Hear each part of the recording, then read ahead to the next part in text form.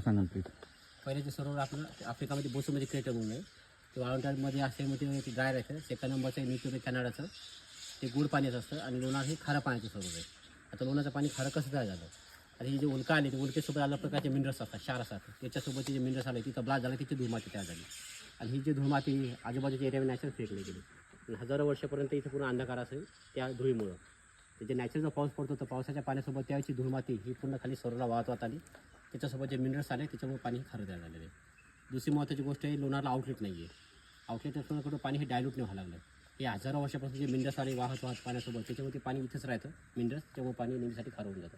जेवढं पावसाचं पाणी पडतं ते सगळं पाणी हे आतमध्ये मिक्स झाल्यानंतर पूर्णपणे खारं होऊन जातं. याला जर आउटलेट असेल तर हजारो वर्षापर्यंत पाणी डायल्यूट होऊन जायला असं मिनरल बाहेर निघून गेलं असते आतापर्यंत पाणी गोड तयार झालं असतं आणि मिनरल्स आउटलेट नाही आहे त्याच्यामुळे पाणी वेपर झालं असतं मिनरल्स वेपर होत नाही त्याच्यामुळे क्षार हे पूर्ण एकाच एक ठिकाणी राहतं त्याच्यामुळे पाणी नेहमीसाठी खारच राहते. पाण्याचं कलर आपलं हे हिरव्या कलरचं दिसते पाणी. याच्यामध्ये हे आता ही शेवाळ आहे ब्लू ग्रीन अल्गी नावाचं. आता आपण इथं हाय सप्लिमेंट फूडमध्ये आपण इथे यूज करतो. याच्यापासून टॅबलेट बनवतो आपण स्पिनॉल टॅबलेट म्हणून याला ड्राय करून बनवलं जातात. हां स्पिरुलिना याला ड्राय करून बनवलं जातं. ही अल्गी खाण्यासाठी दरवर्षी आपल्याकडे हिवाळ्यामध्ये पक्षी येतात मायग्रेशन पक्षी येतात रुडीशदक आयबिस फ्लेमिंगो नॉर्टन शॉलर पोर्चार हे सगळे पक्षी येतात अल्गी खाण्यासाठी आपल्याकडे आणि मार्च महिन्याच्या नंतर आता वापस जातील वेगळे. आता 5 वर्ष अगोदर तुम्ही न्यूज ऐकलं पाणी गुलाबी झालं. हे जे पाणी गुलाबी झालं हे पहिली घटना आहे लोणाची. हे दरवर्षी पाणी गुलाबी होत नाही आणि याच्या अगोदर कधी पाणी गुलाबी झाल्याचं वर्णन नाही. 5 वर्ष अगोदर पाण्याची लेवल खूप कमी झाली. आज आपण जे बघायला लागलो पाणी हे सगळ्यात जास्त नोंद आहे पाण्याची. एवढं पाणी कधीच लोणाचं वाढलं नव्हतं.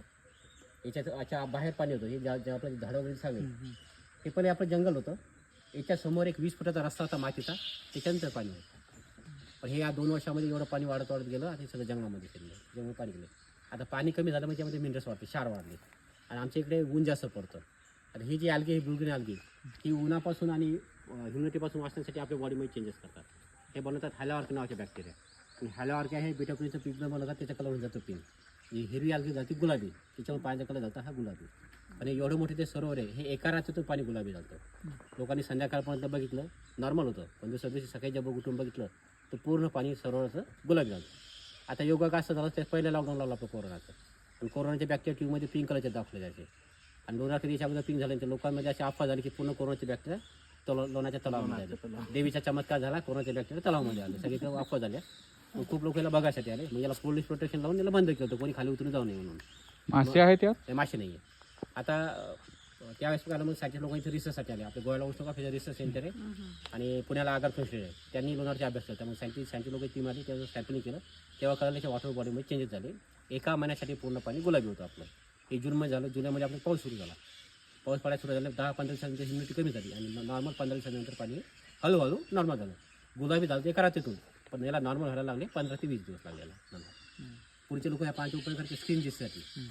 या पाण्याने आंघोळ वगैरे केली ज्यामध्ये पहिले फंगस वगैरे येतात आपल्याला खरुज वगैरे गावामध्ये यायचे ते लोक इथे आंघोळीसाठी यायचे. याचा सगळ्यात जास्त उपयोग करतात अकबराच्या काळामध्ये. अकबराच्या काळामध्ये लोणाला फॅक्टरीचे साबण तयार करायची. आईने अकबरी गणितांचं वर्णन आहे की लोणाचं साबण अकबरासाठी आंघोळीसाठी पाठवलं जातं. म्हणजे सध्या जसं आपण डेटॉल यूज करतो त्या पद्धतीने साबणाचा उपयोग करायचे आणि निजामाच्या काळामध्ये मिठा करते मीठ वगैरे पण तयार करायचे.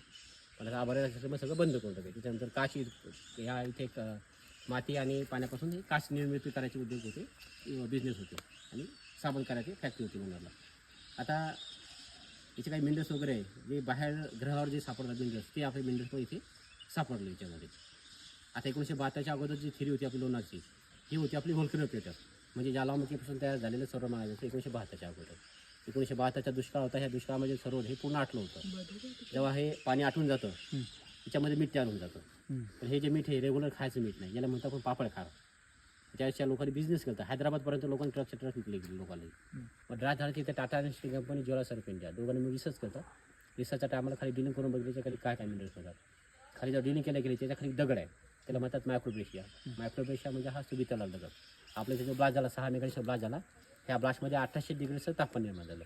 1800 डिग्रीचं हाय टेम्परेचर आहे. ह्या टेम्परेचरमध्ये आजूबाजूचा दगड हा वितळला आणि वितळला दगड खालच्या बेसमध्ये त्याला याच्या खाली दगड असल्यामुळे पाणी पर्क्युलेट होत नाही आणि व्हेपर स्पीड हा नॉर्मल पाण्यापेक्षा स्लो आहे हार्ड वॉटर असल्यामुळे. त्याच्यामुळे इथे म्हणजे 12 महिने पाणी राहायचं पूर्वीपासून याच्यामध्ये. त्याचं पूर्ण वर्णन खालच्या जो रॉकमध्ये मिनरल्स मिळाला त्याच्यावर कळालं हे व्होल्कॅनो क्रेटरने मेट्रो ब्लास्ट केटर आणि त्याबद्दल अगोदर अगोदर अगोदर आपली व्होल्कॅनो क्रेटरची थिअरी होती. आता आपण याचा पीएच वगैरे तुम्हाला टेस्ट करून दाखवतो.